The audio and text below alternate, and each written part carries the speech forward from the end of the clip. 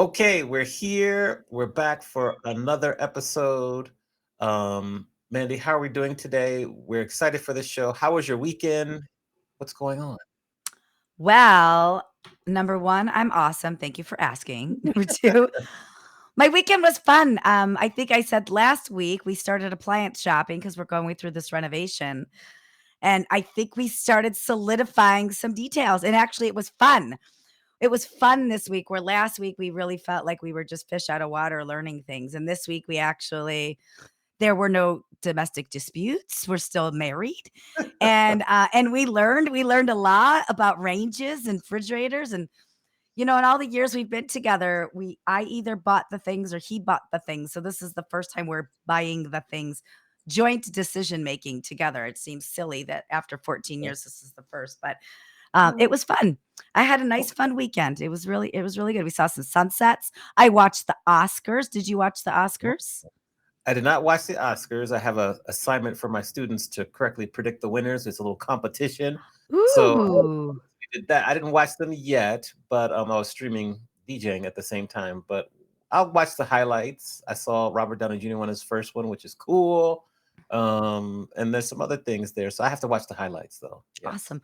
Well, you just got back from Albuquerque, the National Speakers Association. How was that conference? Yes, this was a great conference. I'm going to tell you about it in a minute, but do you see the parallels? This spring and early summer, you're going through a renovation. Do you remember last spring and summer when we had the banging going on and I was doing my Yeah, renovation? it was very loud. We had some very loud shows when you had the banging going on. I remember. I remember very well. Yeah. We're So, moving out. We're going to be yeah. digital nomads for our renovation. Okay, Yeah. nice. That's Yeah. wise. So Albuquerque was great. Some phenomenal speakers were there. I learned so much. I really still kind of like not burned out, but like my brain is like whatever that emoji is when your brain is on fire. And Mhm. so I just have to review my notes and try to take action. That was a common theme there is that we learn all this information, particularly when we're at conferences, but then we never take action. And so I really have to sit down and pick three things that I'm going to take action with and move forward with it. So that's kind of my focus for early this week so I can get going and just start to make it a habit. Amani, I love it. And I'm going to ask you to take it a little step further because this is what I do with my sales coaching. Yeah. Learn the things, that's cool. Determine the action, that's cool, but don't overwhelm yourself, but give yourself dates to the actions. Okay. All So right. I'm gonna ask you maybe next week. What are those actions and what are the dates? Because like we can learn and take action, but if we don't give ourselves an expiration date on it, we don't put any positive pressure, right? So you gotta Yeah. you I'll be gotta put ready. the positive pressure on Amani. I'll be ready. Ask me and I'll be ready. Okay, So love it. that was the weekend. Excited to share more about what I learned in the upcoming weeks. And who are we going to talk to today? We got a firecracker today. I'm so excited. I It love all it. started in the late 80s, the early 90s at Clemson. And this person has held many senior sales executive roles in the hospitality business. He's really passionate about people, about cross training, super focused on retention, incentive programming, and just an overall just awesome human being and really, really interesting person. So I'm excited that we have Chris Riccardi today on the show with So KSL Resorts. with KSM, round of applause. We'll give you some applause there from our studio audience. Awesome. Welcome, Chris. We're so happy to have you here with us today. A lot of our conversation is going to be about sales. I tend to run way ahead. Manny likes to go to the Wayback Machine. So my question for you is I always start with one is this off the bat, based on your experience in your sales career, what are like the top three most positive, successful salespeople you have seen? Passion. Mm, You gotta have passion. You have to love the product that you're selling. You have to have that desire, and learn because you want to learn everything about your customer, learn everything about your product. And then the other one is you got to have the attitude is your job is to help clients succeed.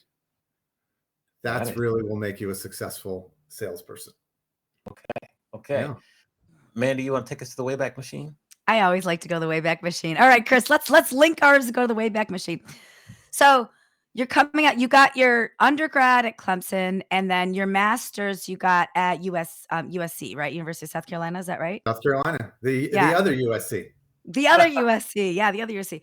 So coming out of that, you know, today you're, a senior person in our industry, and not old senior, but senior, experienced senior.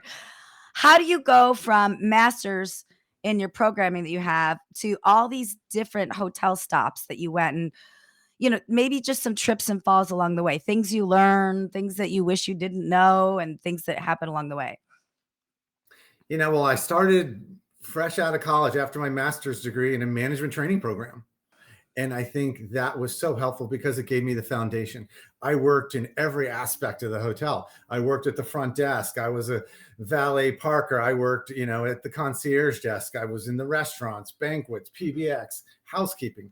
I did it all. And I think that gave me a tremendous foundation for my career ahead because it helped me understand all the aspects of the hotel and really how the hotel ticked. I ended up in that training program, spent a lot of time at the front desk, and the front desk is the heart of the hotel. Mm-hmm. If you can master the front desk, you really can work at, you get the big, you get the big picture. But, I think, having goals and networking and meeting the right people helped me throughout my career. I was fortunate enough to find a mentor, but it was sort of unofficial, you know what I mean? Mm-hmm. And someone that I could look up to and could give me career advice. And this individual gave me career advice, and we worked together when I was at Stouffer Renaissance Hotels way back when. And then this gentleman moved on over to Ritz-Carlton and brought me with him. Yeah. So, and now I've had the opportunity to repay the favor. And he's now an executive at KSL. And I was, delighted to be a reference for him so he could join, KSL Resorts with me at this point in time. But so you've got to always make those connections and set goals for yourself. I was just talking to someone that I'm actually mentoring, and we had our first conversation last week, and we were talking about goal setting. And she eventually wants to be a DOS or a DOSM. What's that time frame to move to an ADOS? What's the time frame to move to a DOS? So I think setting goals was helpful to help you along your career. Now, I love what you said about mentoring, how you got a mentor by accident. And I think sometimes that's the best way, right? Sometimes it's the best to fall into mentorship or become a mentee of a mentor. What advice do you have out there for people that are a little bit farther experienced in their career and they think, I don't have any time to give back. I don't have any time. I've got kids. What advice do you have? Because I look at it from a perspective of like, give back as much as you can. Like, we have a responsibility to build the bench of our industry. But what advice do you have to people that have never mentored before, think they don't have time, but that they probably could do it? Make the time. It's well worth it, and it's very, very rewarding. We're all busy, but I think you have no idea how much your advice is really going to go. And you think, I don't have that much to say or to share. You really do, because there's a big gap in our industry right now. We have some senior sellers, and there's a lot of new people entering the industry. So it's up to us to help these people grow and become the best that they can be. And it doesn't have to be formal. There in my program right now, we were talking and I asked her, well, she said, there's a lot of forums and all this, or how do you want to do it? Do you just want to chat and, let it happen organically? She's like, yeah, let's just chat. So it doesn't have to be hard. And it could be 30 minutes a month. And so I encourage anybody just to try it, just to do it, give back, and it'll be rewarding for the both of you. Now, to follow up on that question, why do you feel there's such a gap from our more senior, sales leaders and then the up and coming? What happened to the people in the middle? I think we certainly lost some of them during COVID. They left the industry and they went off and doing other things. So I think there's a gap there. I think our industry's got it's a fantastic industry. That's why we're all here and we love it and we're passionate about it. But we can certainly be better. We can look at it in the way we're paying. rewards. We need to be a lot more flexible than we have in the past. Flexible in so many ways.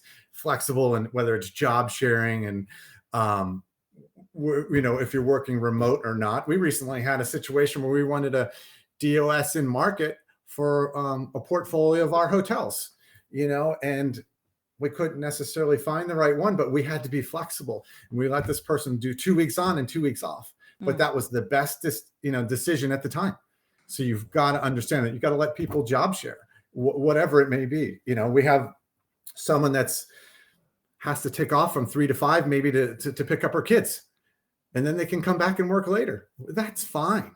So I think we need to adjust as an industry to do that and bring some people back. Yeah.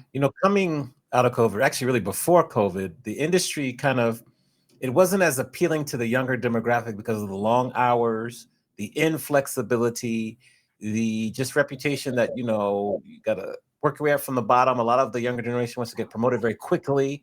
What can we as an industry do, in addition to what you share, to really improve our reputation to attract more people? There's so many things, Amani, on this, and I'm kind of in tune with this with having a 22-year-old and a 24-year-old. So they're just getting out of college, looking for jobs. And as I told Mandy a couple stories last time we saw each other, about my daughter and one of the jobs that she got, and like the amount of vacation they are getting is insane. In the first year she had 3 weeks plus one international trip a year, and then in her new job she got 2 or 3 weeks. Okay, that sounds fine, but then they give her every one Friday off a month, so she also has a whole another 12 days vacation. So time off is very important to these people. So we have to be flexible with that. We got to make sure we're giving a fair amount of vacation. You can do the PTO and they can figure it out, but a lot of the people coming into the industry, or particularly the ones fresh out of college, enjoy the travel, the experiences. So we got to be flexible on vacation, and we have to be flexible on, let's say, work hours as well. And well-being, health and well-being is very important to them. You can attract them with incentives and health clubs and all that sort of stuff as well. We actually are just added to our incentive program. They have their standard incentive program, but we have a special added one on top. And some of the rewards are, if they hit certain KPIs, we'll pay for a health club membership for a year, or we'll make a donation to their charity of their choice. So you've got to really find out what makes someone tick, and perhaps we as an industry can be a little bit better at that. Agreed. Yes. Amen. Yes. I agree. We're not going to be the highest paid industry, but we can certainly have fun with incentives on the sales side, and other people as well. We're quick to do spot incentives. If you make this quarter, you hit these numbers, we're going to give you X. Just make it really fun. These are things that aren't in their program. Maybe everybody gets a luxury handbag if that's what your team is into. I had one of my leaders tell me that her team, that would be important to them. Are they going to go out and spend a X amount on a super expensive handbag? Maybe not, but if you hit your numbers, we'll give it to you. That's awesome. We like that. Yes. Yeah. I want to hang here for a second, because we're talking about recruitment and retention, but how do you build the best performing hospitality athlete? Well, I think one of the first things on retention that people often overlook, we should always be hunting and trying to bring new people into the industry. No matter where you are, you go out to a restaurant and you have a great server, you want to give her your card. So we're always looking outside. But I think one of the things that people forget to do is they forget about their own team. What we like to say is you need to re-recruit your own team, because the last thing that you want is for them to slip through the cracks and leave you, especially those top players. So you got to re-recruit your team and find out what's important to them. And that kind of goes back to a little bit tied into those spot incentives, as I was mentioning. But the other thing is training. Training is retention. You got to train your people. And yes, we've got the senior salespeople that are like, oh, I don't need to go through training. I've been there. I've done that. And what I always say to them is, do you think Tom Brady just showed up on Sundays to play? No, he practiced all week long. And then he did own additional training with a strength coach and a mental coach. So everybody needs to train no matter at what level you are. So we're very big on training. And one of the things that we're doing at KSL Resorts is we're trying to build these commercial athletes, this hospitality athlete. So imagine it as a triathlon.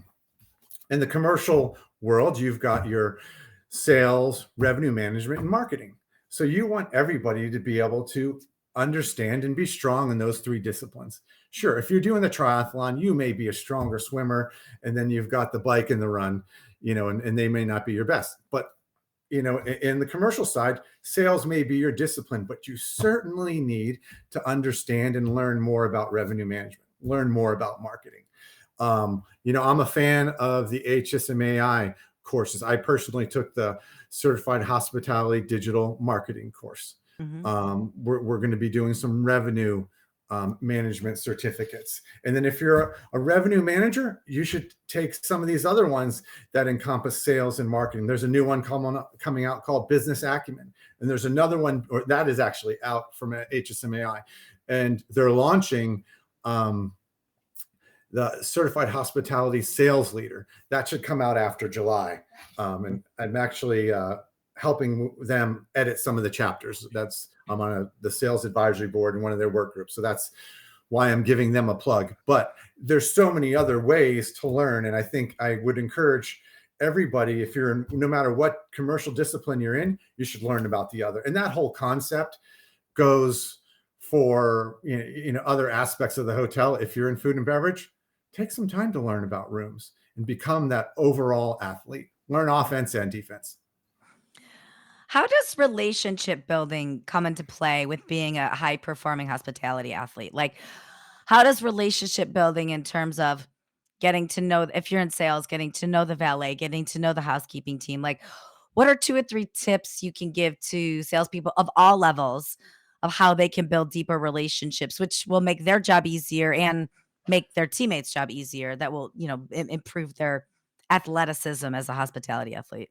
Well, get to know everybody. Everybody's on the team and everybody is equal. You may have a different title, but everybody's equal. As my mom told me, everybody puts their pants on one leg at a time. We're all the same. Truth. So I'll never forget that. But, you got to get to know those teams. One of the things I think the sales teams can do better is we always send out those site alerts. That's great. Super important to let them know big VIP like Mandy is coming to visit the hotel. However, do you follow up and tell them, you know what, we just booked that program? You got to follow up and say thank you to the housekeeping. They said the housekeeping was fantastic. We now have X amount of room nights coming in this month, and it's a result of you and your efforts. So I think that is huge with building the relationships. Particularly when you're on property.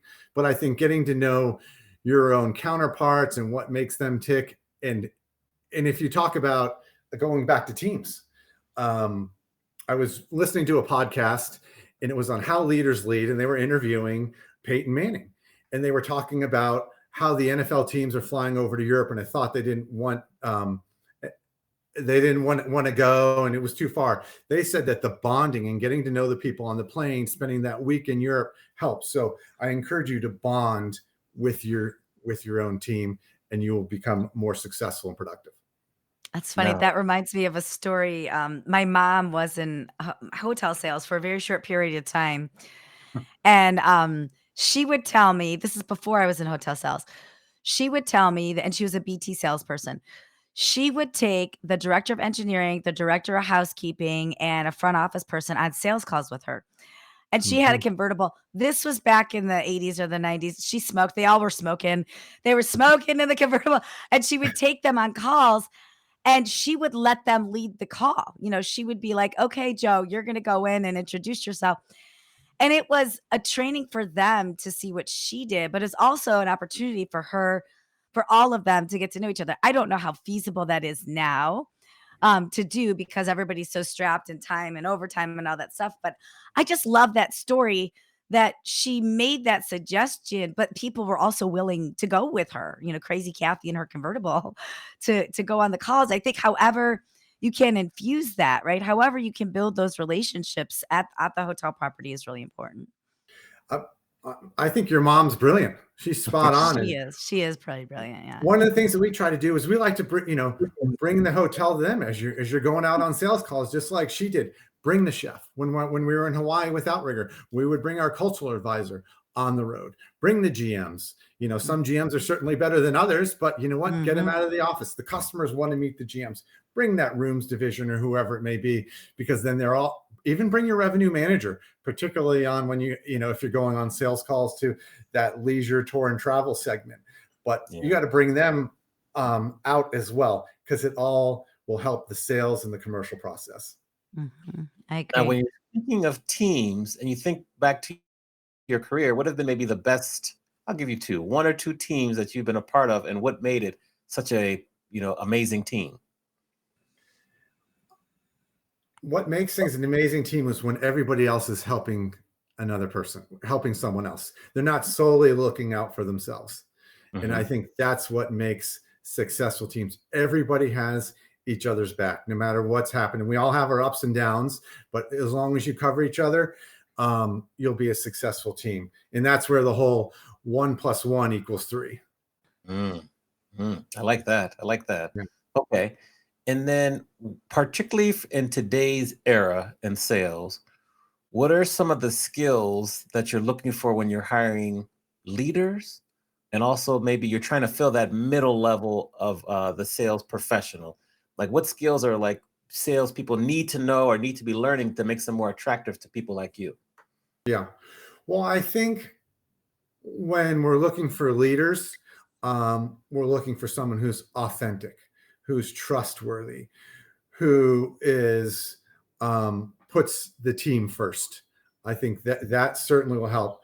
I was talking to Mandy earlier, and we were talking about leaders, and people leave people. They don't necessarily leave organizations. And if you're working for a leader that's horrible, move on. They don't deserve you, and they don't deserve your time. So, but having a great leader is so critical to any organization. And they've got to be willing to help people grow, and they have to look out for them and always have their back.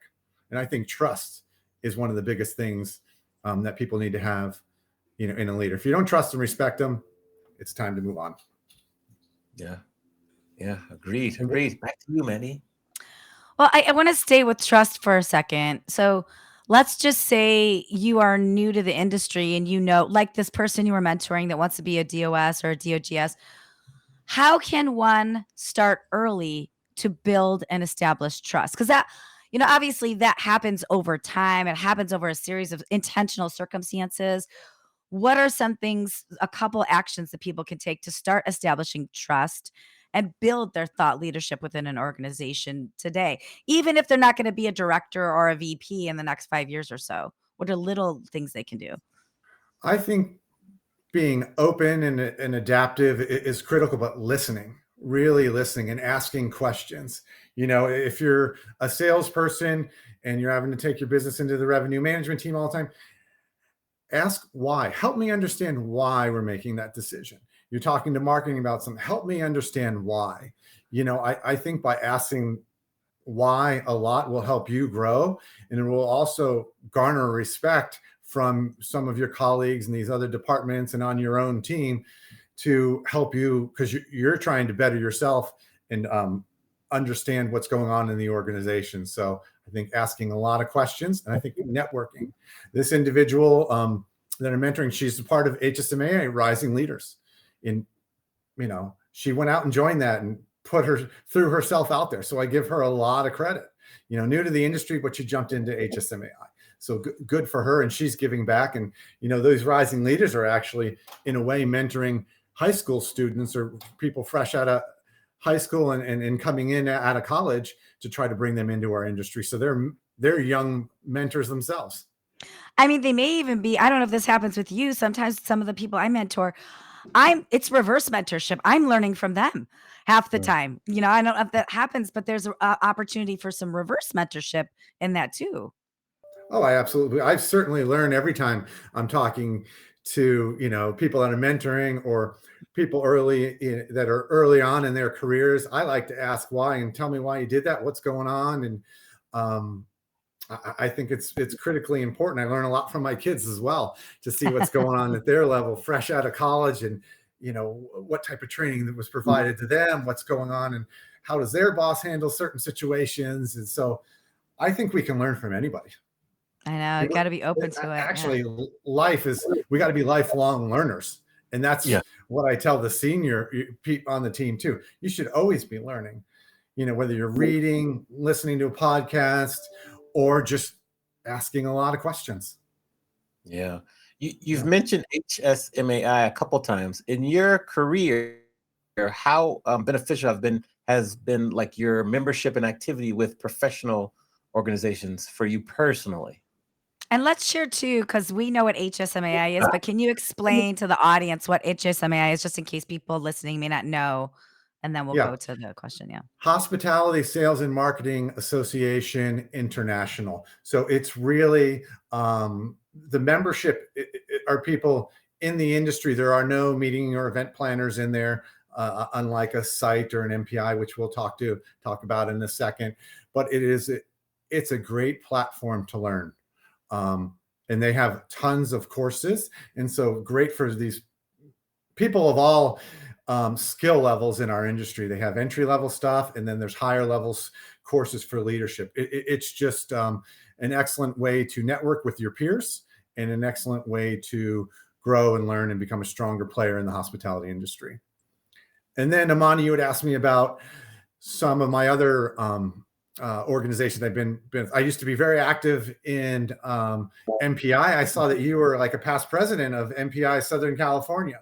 He's fancy. Way back, He's fancy. You're a bigwig. I was on the MPI board in Orange County, and built some incredible relationships with those board members, and we're still very well connected to this day. And some of them, even Mandy, were on that advisory council that we had we're speaking about earlier, as well as SITE, Society of Incentive Travel Executives as well. So I think you got to get active.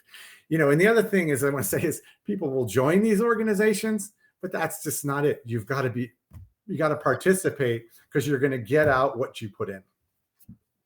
Yeah. Agreed. You get out what you put in. You said that so well. When we look at like the travel industry, 2024, we're March 2024, the travel industry, what trends are you watching closely? And how do you feel about the upcoming year or two as we kind of enter into, we're already in kind of a year or two of a lot of change? Yeah. Well, one of the things is the short-term nature of business. Short-term is the new norm. It's just crazy to see how short-term business really is, and that's on the group side and on the leisure side as well. It makes it very difficult for forecasting. Very difficult as we're looking at our food and beverage and rooms and everything. So I think we've got to be, adjust to that. But you also got to have that strategy and adjust your strategies and make sure you're finding some long-term business to build that foundation. But so short-term seems to be the new norm. Some other trends, obviously AI. I'm not an expert in AI, but I think that's something that we're going to certainly need to embrace. And I think, it's changing so fast. What you learn this week may change next week, but I think we need to embrace it, and we need to really learn more about it and see how we can leverage it. And I know on the sales side, one of the things that we're doing is we're trying to leverage AI for some solicitation. How many times are you in the room and you ask someone, do you love to solicit? You're not going to get a lot of hands that go up in the air. I wish you did. I do. Okay. But I'm unusual. I'm a weirdo. Yeah, no, I get it. And those that do are super, super valuable. So, but there's a lot of great salespeople that don't necessarily love to solicit. But I think that AI is going to be a great way to help us uncover who may be some great potential clients for us, and maybe do that initial reach out, and then the human being comes on in and gets involved. But it's going to take a lot of time and save some time on that initial research and who we may be needing to prospect. Interesting. Okay. Yeah. Well, go ahead, Mandy, Back and to then the trends, though. One more thing, I got to throw this out there. It's all about experiential. Everybody, they want to understand what's local. We're starting a whole new born-in program in our hotels in the Central Coast. People want to know when they go to an area, whether it's Paso Robles or whatever, they want to know what's going on. Tell me about the history, what's made here. Why is it so famous? Just like, we've kind of been doing for years in Hawaii, talking about the culture. And, I have my time from Outrigger, so that's why I keep bringing up Hawaii. But they want to embrace themselves and uniquely local. Tell me about the restaurants and the cooking class and, in Hawaii and the dances and all of that. So I think if you're not embracing the local feel, you're probably missing out. I agree. I do think people want that indigenous experience. Like, what's the local art? What's the local food? What's the local drink? All of that. I love that, and I wish more hotels would capitalize on that. Okay, so I know, like, you have all these hotels in your portfolio, and just like kids, you're not supposed to have a favorite kid. What is a favorite, not favorite hotel in your portfolio? Maybe it's one that you just went to that you just had a great experience at. Maybe it's in the Central Coast, maybe it's in Hawaii, but, like, what's a experience you've had at one of your hotels lately that was memorable for you that you're like, "Oh, geez, I wish I was there right now." Yeah. Well, like you said, you're not supposed to have a favorite child, but I think people probably do. But we have so many great ones, as you know, that we have Outriggers in the portfolio, and they're amazing, from Hawaii to Fiji, Thailand, Maldives. I mean, what's not to love out there? But what's kind of top of mind right now would be the Central Coast. We have 6 newer hotels that we brought into the KSL portfolio exactly a year ago, and the Paso Robles Inn is going through a transformation right now, a whole restoration. The hotel was built in 1889. It has a resident ghost. There's tunnels underneath that were from Prohibition time that go all the way through the city. You can't walk really underneath them, but, like, when I was there, the engineer guy just, this is a part of, we're trying to incorporate this in some of the sites. The engineer takes us down into their workshop, which looks like a workshop. It's not, necessarily a nice area. And then he opens this wooden door, and then he's pointing out where all the tunnels were that used to come into the hotel, where they were, running the alcohol. It's truly just amazing. And I think bringing this hotel back to its greatness, and we're going through this restoration plan right now, and just seeing all of these. We talked about what's local in the born-in program and Paso made. It's just so exciting, and I can't wait. I enjoy it there, and it's so authentic country. The guys at the valet guys are going to have a belt buckle. It's really all about Paso. I think it's pretty cool. I'm excited about that. That's so it's Paso Robles Inn. Is that the name of the hotel? Paso Robles Inn, and Okay. there's 250 wineries there now. So you can go there and enjoy the wineries. There's a town square right out front. It sort of brings you back in time a little bit. When you get out there, things slow down. They all talk about the fair, the big county fair that happens every July. So I love a county fair. It's so cool, and the people are really genuine. And when you meet people from Paso Robles, they'll tell you, like, "Oh, I'm a 7th generation person. My parents were cattle farmers here." And so it's a lot of the people we have on our teams, grew up working on farms, and it's our GM over there lives on a farm. She rides horses. I'm really excited about where we're going with the Paso Robles Inn. That And the area sounds is so much to do. Yeah, I can't wait to check it out. That sounds so cool. You gotta Okay. get up there. Now, instead of talking about your hotel kids, let's talk about your real kids. So you're going on an adventure with your son coming up in June. Can you share a little bit about this adventure you're doing? Absolutely. So my son graduates college in May, and so in June, we are going on an adventure to Africa. So we are going to be climbing Mount Kilimanjaro, which is one of the 7 summits of the world. It's 19,500 feet, so it's pretty high. It'll take us about 8 days. We'll walk 55 miles during the trip, and we'll go through about 5 or 6 different climate zones. It's going to be a great father-son adventure. So I've been getting out and trying to make sure I'm hiking as much as I can. On Sundays, I'm always out there trying to chase the hills and get ready for this big adventure in Africa. And then after that, we're going to stick around with the family's going to join us, and we're all going to hit a safari. So family bonding. Oh, that sounds so awesome. What's aside from hiking, what's something that you're doing to prepare for it? Is there anything unusual that you didn't expect that you'd have to do that you're doing?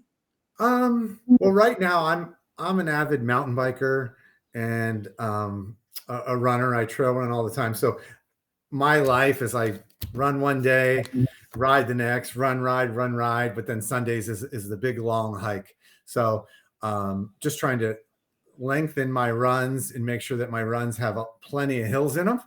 I think that's what it's going to be about. And same with the riding. I get out every a couple days a week, and then every Saturday morning with a big group of guys, and we ride, something I've been doing for years. But I can't leave my wife out of this. So we're playing pickleball. She signed us up for a pickleball tournament on the 23rd. And so we've been playing pickleball. It's, together, and, I think it's good for the marriage. We're not fighting too much. Who made that mistake? That's different than my pickleball with my husband. We can't play together. We cannot play together. So we're playing tonight, getting ready for our tournament at the end of the month. But that's super fun. If you haven't gotten out and played pickleball, it is just fantastic, and anybody can do it. And that's a whole nother big trend on resorts where people are converting their tennis courts to pickleball courts, and you're now seeing pickleball packages at a lot of the resorts as well. And it's great for all ages. It's pickleball vacations. Yeah, definitely. So we've come to the point in the show where we flip the script and let you ask me a question, and then you ask Mandy a question. You can ask us both a separate one or different ones individually. Who do you want to ask a question to first? I have lots of questions. How good. Ask them all. Ask them all. For the both of you. How did you two meet, and what made you start this podcast? I love Mandy. Let's let Mandy tell a story. I love how she tells a story. Aw, Amani. So it's funny. Amani and I were volunteers for MPI Southern California. Amani was the president. I was just a volunteer on the education committee. And we were on a committee call, and we were talking about registration for our conference. And I had just been interviewed the previous week on a LinkedIn Live. And it was very easy. It was like a 20-minute interview. It was very simple, super fun. And I was like, why don't you guys just do a LinkedIn Live? Do one LinkedIn Live once a week leading up to registration to announce speakers. And they're like, great idea, Mandy, go with it. I was like, oh no, now we got to be in charge of it. And Amani's a live streamer by trade. So he and I started doing these LinkedIn Lives to promote the conference. And it was 6 weeks, once a week for 20 minutes. And it actually really helped the conference grow because we were in their faces talking about the general session, the breakout, the philanthropy, the opening reception, all that stuff. And then after that, we thought, well, how do we do this together? How do we keep going? We had a really good rapport, and we really liked it. And so that's how we started Adventures in Business. And I really wanted to talk to all different business leaders, not just hospitality, because, I run 2 businesses, Amani runs 2 businesses. We learned so much from these business leaders about their trips and their falls and and I wanted to build in public too. I didn't want this to be this shiny finished product. I want it to be like, it gets better every week. We learn a little bit more every week. So it'll be 2 years in July that we've been doing this. We started once a month, and then Amani did say, we got to do this once a week. I'm like, that gives me heartburn. I don't have time for that. And then towards the end of the first year, we had demand. We have a really, really engaged audience. And there was a demand for once a week. So then we've been doing it once a week. And it's one of my favorite parts of the week. So how long has that been now? For almost 2 years, since July 2022. Yeah. Fantastic. Yeah. Mm-hmm. Amani, I got another question for you. So I see that you're a professor at Cal State Fullerton. Yes. Tell me, what are you learning from the students? Why do you love it? And what are you learning from the Mm. students? I love it because I learn from the students as much as I teach them, they teach me. It's good to see people when they don't understand a concept and then you follow the process by teaching them and then you see them get the concept. That really fills me up, particularly when they can actually do it on an exam and they get it. I'm just like, yes. So that kind of fills me up there. I love just, teaching. It's a lot of work. You're probably going to be underpaid, but the value in terms of what you can fill up in terms of a student, you can't measure that in terms of money. And so I love it that way. Um, what else? So what was your other question? Because I got caught up on the love it part. Oh, it was why do you love it? And then what are you learning from them? Oh, I learned from them popular music, popular trends, how Mhm. to use TikTok, how to use CapCut, uh, just kind of what they pay attention to, what resonates with the students, what issues are important to them, everything, culture. So they kind of keep me, as at least a little bit more younger and hip than I am. And every day, like I'm sure tomorrow we'll go in and we'll talk about the Oscars and they'll have a perspective about it that I had no idea or wouldn't even have considered. Um, and I just learn every class I learn something from them. So it's great. Awesome. Do we have time for another question? Yeah, of Yes, go course. for it. All right. Absolutely. So, since you're learning a lot from spending a lot of time with these students, what can we as hospitality, companies, executives do to better recruit and bring them into our industry? Mm. Great question. In addition to having an attractive compensation package, and it's not just about money, but it could be what you exactly mentioned about with your daughter, the fourth Friday of the month off, the maybe flexible working time where maybe they work, on property 2 days a week and home three, or flip that 3 days and 2 days. The ability to be mentored by upper level management. I think that's important to them because when they are able to talk to the general manager, talk to the director of marketing genuinely and consistently, that is valuable to them more so than like money. Also, a certain feeling of community. Like they really like to have a community. So if you develop a community within your properties where, there's maybe different events, it could be potlucks, it could be hikes, it could be all sorts of things that are not directly related to, heads in beds, booking rooms, things like that. They love community also. And then being open to their ideas. Like if you could listen and say, oh, we'll try this or we'll try that. Or if you want to create a committee and you think we should be more active on a certain social media platform, well, how about you join us and we'll work on it together and see what happens. If you just listen to their ideas, you don't have to implement them, but listen to their ideas, that will create loyalty and they'll stay because this generation, more so than any, if they're not happy, they're out. They're going to leave, they'll find something else. And that's what comes to mind when you ask that question. Yeah. No, those are very insightful. I've seen a lot of that with some of my own kids, and my daughter certainly has shared a lot of that. And we can, as hospitality execs should certainly listen and try to implement where we can. We can't come up with it all, but Right. there's a lot of great points there for sure. And I think your point on community is so big to them. It really is. And my daughter said, oh, we just did this on Friday, and we all went and played. They did a pickleball tournament, Yeah. like last Friday, and it was the highlight of her week. Yeah. Yeah, Just community. spot on. Thank you. That was great insights. Even digital communities, and then you build them into real life. Like one thing I do for all my classes, we have our own separate Discord channel, so you can talk, share things. And so for some classes, that's very impactful, very effective because they can communicate, they can ask questions without being intimidated. And so I'm just finding more and more good uses for that too. All right. And what's Mandy's the best way to recruit them? Whether it's a channel or what do you suggest there? social media, like they are on there, whether it be TikTok, Instagram, not Facebook though. They're not on Facebook. Snapchat. Snapchat is a surprisingly an effective one. Those are the three. Those are three that come to mind.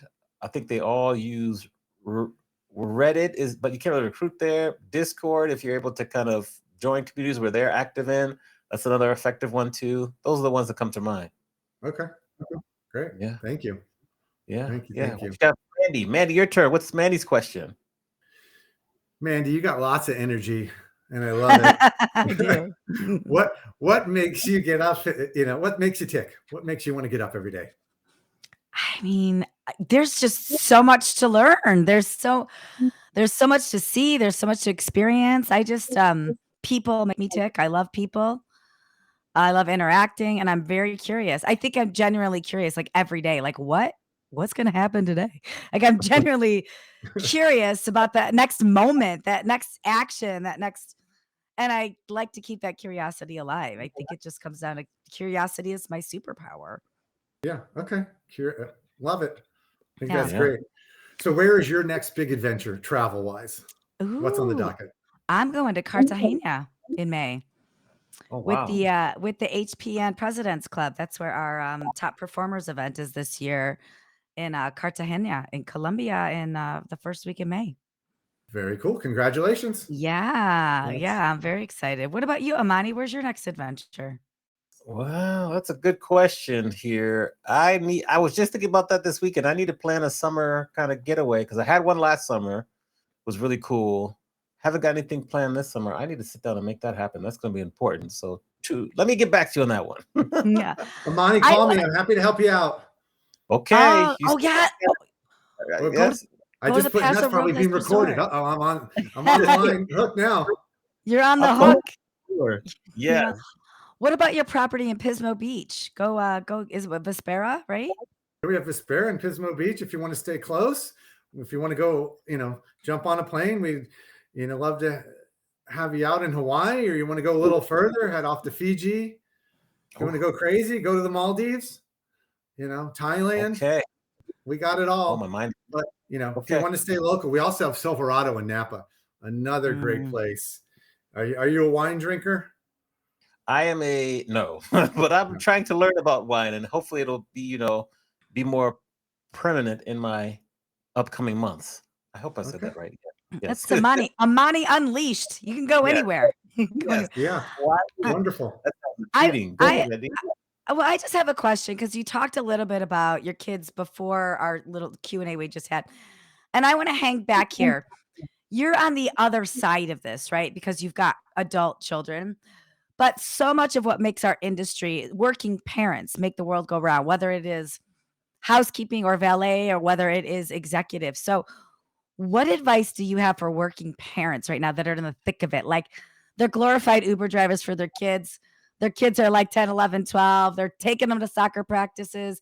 They're on the road. They're trying to stay connected. Like, what advice do you have for working parents in the hospitality industry right now? Well, first of all, my advice is enjoy the moment because it's Mm. going to end. They're going to go off and they're not going to be playing soccer or basketball or anymore. So if they ask you to go throw the football or shoot baskets with them, go and do it. And, I know as much how, you're being an Uber driver for every single sport and how difficult it is. I've been there, done that. But it eventually, unfortunately, does end. So enjoy all of that. But I think everybody in the industry, we need to try to find that balance. Family is so important. No one's ever been on their deathbed and said, "Oh, I should have spent more time in the office." So you've got to find that balance. You got to give work 110%, but you got to give family 110% as well. And hopefully you can find work for someone with someone where you're allowed that flexibility so you can be that full-time parent and that full-time or part-time worker. Good advice. Great Yeah. advice. So one of the things I love about Mandy and her training that she does is she always brings it back to like lessons and goals and things you're looking to improve. So for example, she subconsciously or indirectly gave me a goal of making sure that I follow up with customers who I haven't been in touch with that maybe booked me in 2021, 2022. For you, what are some personal goals that you have? It could be professional or personal that you are working towards this next year. I'm glad you brought that up. First, I believe everybody should set goals, short-term, long-term goals, personal and professional. And I'll jump in with some of my personal goals. They may seem odd to some, but like many, I love to travel. My personal goal is to get to all 50 states. And I've been stuck at 48 for quite some time. Ooh, what's left? What's left? I'm missing North Dakota and Arkansas. I got to get there. Okay. And then my goal is what's called the 57. It's 50 states, 7 continents. And so After my June trip to Africa, I'm missing Antarctica. So I have a feeling maybe I'm going to be doing Arkansas and Antarctica in the same year. Wow. But that's one of my personal goals. Okay. I love it. Now, if we're going to go back, and Clemson's in Death Valley, correct? That's where it is? Yeah, Clemson, South Carolina. Yeah. So we're going to go back and talk to Chris, who was in Death Valley in the early to mid 90s, and give him advice based on everything you've learned now. What advice would you give your younger self? We just talked about the first one. Make sure you set goals and milestones, and do you want to become a director of sales, a VP of sales, and if so, kind of have a time frame. Have financial goals as well. Don't forget to save, but have for these younger people, try to set some goals, and maybe I want to buy my first condo by X, and so on. I think that, setting goals are important. I think finding a mentor, as we had talked about, and again, it doesn't have to be formal, it can be informal. Don't be scared to ask for advice, because many people often like to share advice, but find the right person to share. We had touched on, on leadership. Don't waste time with working for people that you don't trust and you don't respect. Move on quickly, and go a different route. And I think the 21-year-olds now do that. Oh, this is not working, I'm out of there. But I think those are some of the important things. I would say stretch yourself. Go for those jobs that maybe just a little bit out of your realm, but you know what? We're not doing brain surgery in the hospital. Give it a shot. Maybe you won't get that one that you threw your name into, but they're going to say, wow, Chris threw his name in. Maybe he's going to be ready for the next time. He showed that desire. So I certainly would say stretch yourself for sure. Let's see. I actually was thinking about, I'm always giving advice to my kids. So we talked about being lifelong learners, trust and respect. One thing that I think everybody should do more, celebrate your successes. Yes. No matter how big or how small. You just got a little booking or whatever it was, celebrate your success. Go on and, pat yourself on your back, or go out and have a cocktail with your friends. And, those bigger accomplishments, celebrate a little bigger, but don't just let those kind of go unnoticed. So be proud of your accomplishments and definitely celebrate those as you move forward. Lifelong learners. We talked about reading, podcasts. Try to educate yourself with, like HSMAI or the MPI certificates or whatever that may be. I think that's important as well. Yeah. Amazing advice. Thank you. Thank you so much. To you, Mandy, to close us out. Well, I just want to know, how can we support you professionally, and how can we support KSL? How can we stay in touch with you and support you? Well, I think, thank you for, first of all, having me on your podcast. I think that's supporting me and KSL Resorts in that way, and our other brands with Outrigger Hotels and Under Canvas as well. Please keep us top of mind. We got a great team out there. I know you work with Chris DeVito and some of our other people, so keep them top of mind for your travels. And Amani, the way you can support us is if you've got some great people, you got your finger on the pulse of all, a lot of great students coming out. Send some in our direction. If they don't come to us, send them. Make sure they stay in our industry, and someone gets a hold of them, and then we can groom them to become future executives for sure. But I appreciate your support, and Mandy, I just love your energy. Thank you. I love your energy. Thank you. Good. Awesome. Well, that's fun. We'll be sure to do that. We're gonna put you in the green room after another round of applause, so hold tight there. But just thank you and appreciate your honesty and just everything you're doing, and just round of applause for Chris right here. So here we are, back in the green room we go. Thank you for being here, Chris. So good to see you. Okay, Mandy, another amazing episode. Yeah. What and who do you look forward to next week? We have Candice Carciopolo next week, who is a social media wizard. She's in the real estate space. She does a lot of work for Ryan Seahart with you know, the millionaire why can't I think of the name of it? The millionaire something with listings. Yeah. Yes, yes. Yeah. Anyways, she's really compelling.